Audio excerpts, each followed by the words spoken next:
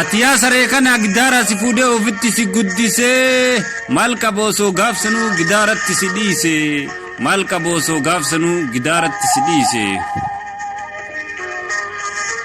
Ilma sabaati jedhee ofitti si qabee akka gaafsanii garaa sirraa dhabee ammaa qajeelta jedhee gorsaan si dadhabee adaati ilma sanii ilma harka muraa seenaa badaa dhaale kanaaf lammii gurgura.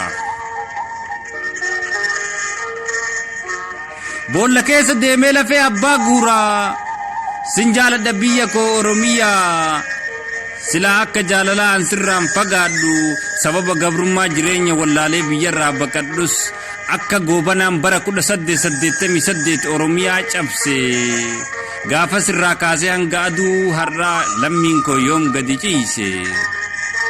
Bara 1888 irraa waraabessi guyyaan dirretti nu nyaatee yaa Rabbi yaa Allah maali badiin keenya ganamaaf galgala nu simatti boonya furmaata nu barbaadi yaa Rabbi ol aana.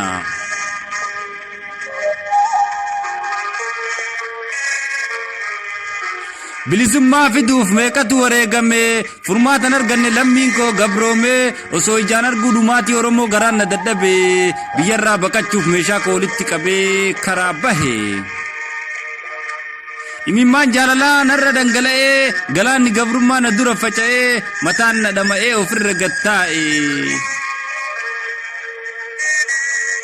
Margi ganna malee bona lafti margu ayyutu hidhaa jira kan fagootti waa argu akka kanaan hailee fidaa nyaate darguun ilmaan hiyyeessaa bakka takkatti qabruun yoo namni hin argine rabbumti haa argu.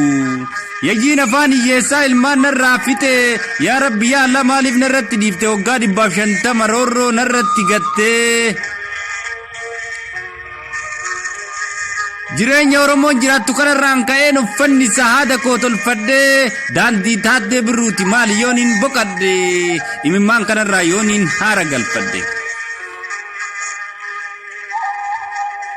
Dubbaddu jaalmarroo dhaloonni dhumate ganamaa galgala garaan nu gubate coggaarraan nu laaxame ijji nu imimmaanii dubbii dambii doolloo isa gaafa kaanii diinni harka dhiigaa ilmaan narraa fite yaa Rabbi yaa Allah maaliif narratti dhiifte uumaa ta'uumaa maaliif na shakkisiiste.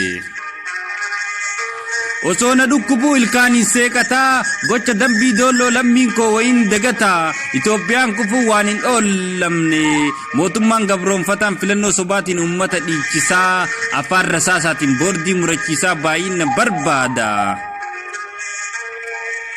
Yaa lammii koo Oromoo hayyoota hidhaa gattanii maraataa gandaa waliin maaliif dheechistanii maraataa gandaa waliin maaliif dheechistanii.